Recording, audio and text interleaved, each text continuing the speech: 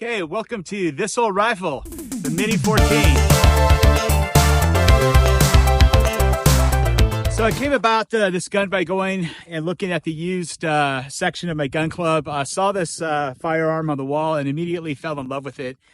Didn't know really that much about the Mini 14. Didn't even know it was a Mini 14 when I saw it on the wall. Just fell in love with the overall look. The wood, I mean, this wood, the beautiful angles in this wood is what initially attracted to me. There's some really interesting angles on it from, you know, some sharpness here and flat, and then some angles like down right in through here. Just the overall look I thought was really interesting.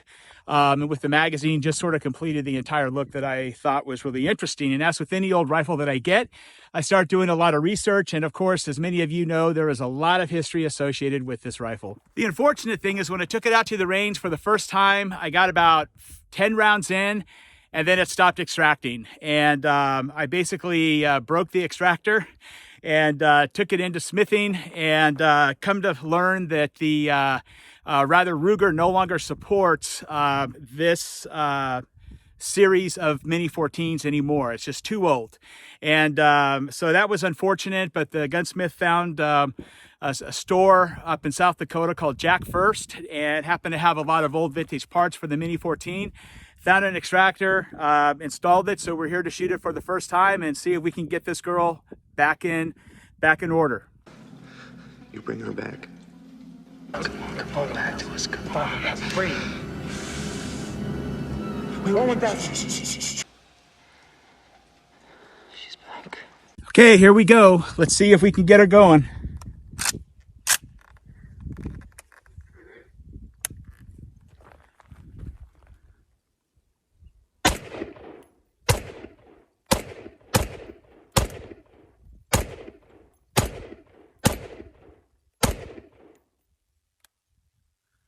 First shots with the Mini 14, it's back to life.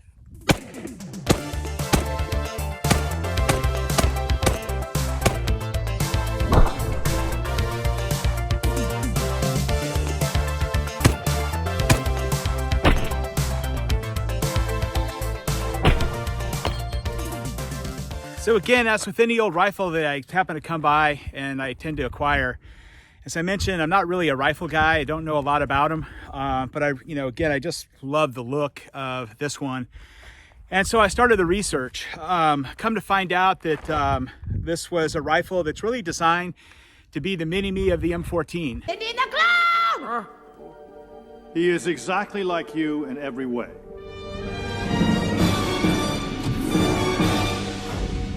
Except 1/8 your size. Breathtaking. I shall call him Mini-Me. 14 was the series of rifle that the U.S. went with really right after World War II. It's known as the shortest lived rifle in the U.S. military history. It wasn't very successful, but Ruger thought that they could mass produce it and miniaturize it because they had some really good strength in casting and in stamping, and they could do that sort of at high volumes with really good quality, and felt they had a pretty good mass market product on their hands. It was designed by Jim Lawson and Bill Ruger himself. I think Jim Lawson was more the lead designer on it. Jim Lawson worked on the M1 Garand and the Stoner 63, I think, were two other projects. So he had a lot of experience with those types of military rifles and was a good asset to sort of bring it down.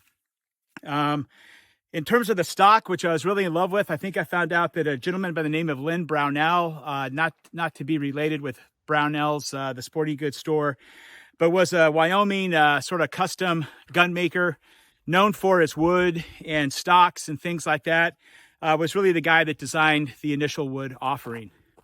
The other thing that I learned is that the rifle was introduced in 1973. The serial numbers, if you happen to have serial numbers 180, that denotes that's really the first series or the first variant of the original rifle.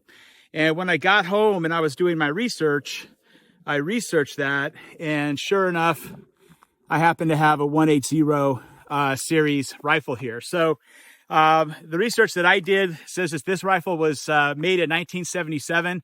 The original run, from what I could learn, was 73 through 78 before they went with a different variant. And so right towards the tail end. But it definitely one of those original series rifles.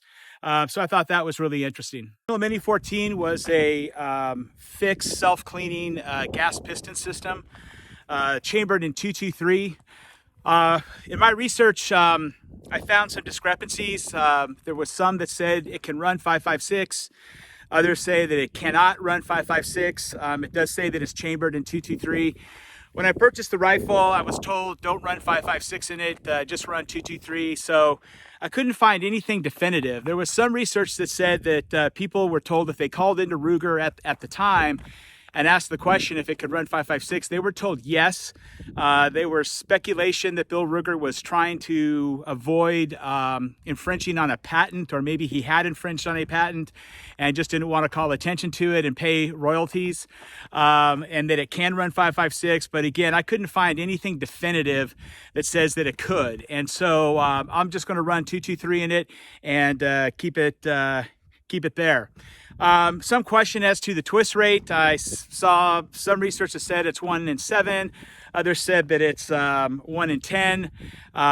Again, just some open questions. A lot of negatives about the Mini 14. I was led down a lot of rat holes. One of the negatives is that it's not a very accurate rifle. We'll try to maybe shoot at some target from about 30 yards away, see how we do there. See if we can, if we need to get these sights zeroed in a little bit better.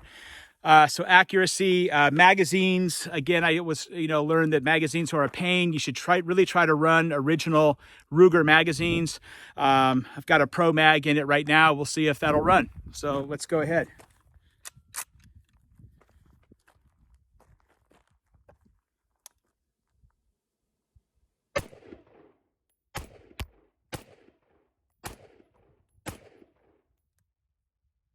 Seems to work okay. All right, and again, the action is sort of a shrunken version of the M1 Garand.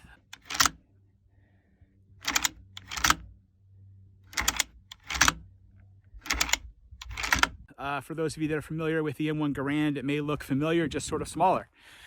So anyway, really beautiful rifle, interesting rifle. So far it's working. Looks like we got it fixed pretty well.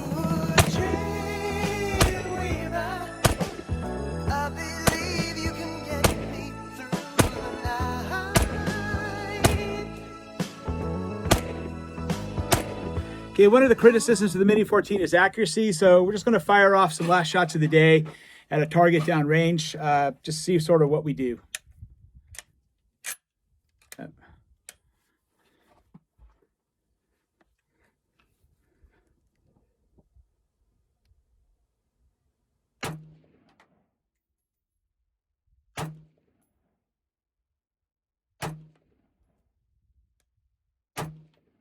Again, skillless shooter, but assuming that we need to get these zeroed, we've got to come over to the left and we need to come down, but there's the grouping out of that. I'll say, maybe that's a flyer. So we're probably looking at, I don't know, 3.5 inch, 4 inch MOA right there. So again, certainly, some would say not great accuracy, but for what it is, for its time, and again, what I intended to use for, I think it'll be fine.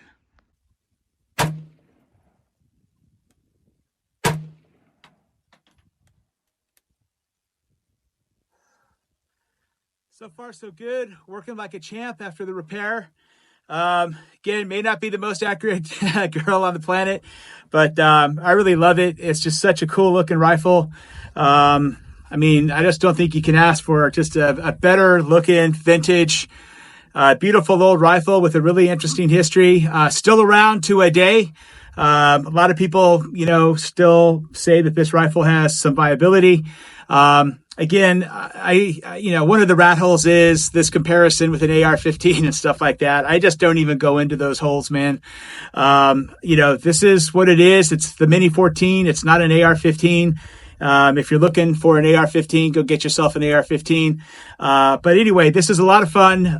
Really enjoying shooting it, getting to learn it more. And we'll look to come back with a more in-depth overview on it in the coming months.